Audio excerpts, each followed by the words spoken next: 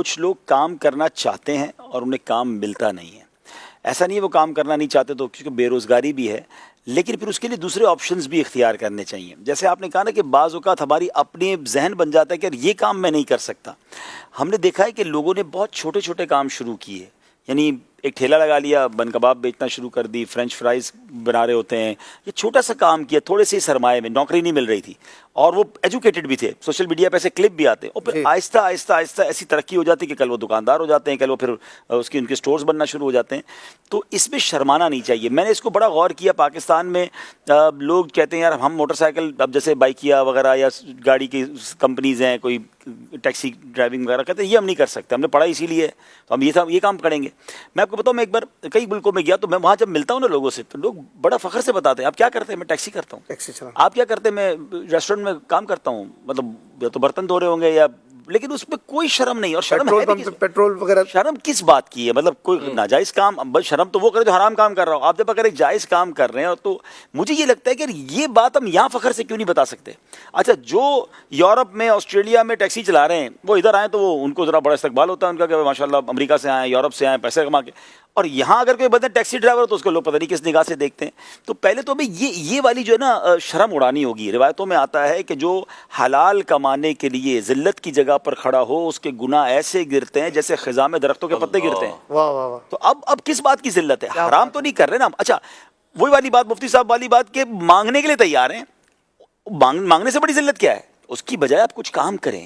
آپ بہت تھوڑے پیسوں سے بھی کچھ کام اسٹارٹ کر سکتے ہیں, محنت ہوگی, ایمانداری ہوگی, اچھی نیت ہوگی, اللہ پاک نے برکت ڈال دینی ہے.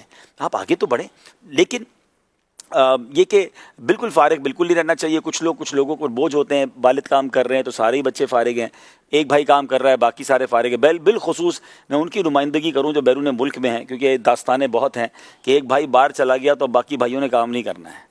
اب انہوں نے جناب یہاں پر صرف موٹر سائیکل ہی چلانی ہے, انہوں نے بھائی کو فون کر کے صرف فرمائشیں ہی کرنی ہے کہ بھائی جان وہ موٹر سائیکل پرانی ہو گئی, وہ نہیں دلا دو, نیا موبائل آیا ہوا ہے, نیا. وہ بیچارہ وہاں پر راتیں جاگ کے اور دھکے کھا کے کام کر رہا ہے, اور یہاں والے صرف فرمائشی پروگرام چلا رہے ہیں.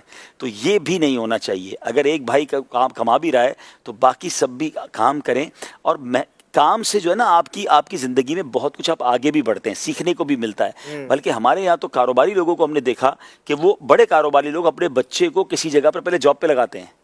اس کی وجہ یہ ہے کہ آپ جب جاب کرتے ہیں نا تو آپ کی زندگی میں ایک روٹین آتی ہے, آپ کی زندگی میں ایک ذمہ داری آتی ہے, آپ کسی کو جواب دہ بنتے ہیں. بچپن سے بڑا ہو کے سیٹھ بن جائے تو اس کو پتہ ہی نہیں چلتا کہ جاب کیا چیز ہے, ملازمین کو لے کے چلنا کیسے, ملازمین کے مسائل کیا ہیں. یعنی اب بڑے فیکٹری اونر جو ہیں, اچھا اپنی فیکٹری میں بھی نہیں رکھیں گے, کیونکہ اگر اپنی فیکٹری میں ملازم رکھیں گے تو سب کو پتہ ہے سیٹھ صاحب کے بیٹے ہیں تو ان سے کوئی کام نہیں لے گا, ان کی دیر سے آنے پہ ناراضگی کوئی نہیں ہوگی. وہ کسی بھی دوست سے بات کر کے اس کی فیکٹری میں اس کو جاب پہ لگائیں گے کہ 1-2 سال آپ نے وہاں جاب کرنی ہے, پھر آپ آ کے میری سیٹ پہ بیٹھیں گے, تاکہ آپ کو پتہ چلے. اچھا, پھر ایسے آدمی کو ملازم ڈاج بھی نہیں کر سکتے, ملازم جو ہے اس پہ بہانہ بھی نہیں لگا سکتے, اس کو سب پتہ ہے ملازم میں کیا مسائل ہوتے ہیں, کیا چیزیں ہوتی ہیں, اور خود اس کی زندگی بھی ایک روٹین میں آ جاتی ہے. تو بے شک اگر آپ کے گھر میں کوئی کمانے والا ہے بھی اور آپ کو لگتا ہے کہ اس کمائی کے بعد ہمیں حاجت نہیں ہے, تو پھر بھی کچھ نہ کچھ اپنے ہاتھ سے کام کرنا چاہیے. اپنے پاس اپنی آپ کی کوشش, مدینہ شریف کے پیسے جمع کر کے مدینہ شریف چلے جائے بھائی, اگر اور کسی کام کے لیے نہیں چاہیے تھوڑا کام کریں, اور اگر نہیں کام کرنا تو پھر کم از کم علم دین سیکھیں.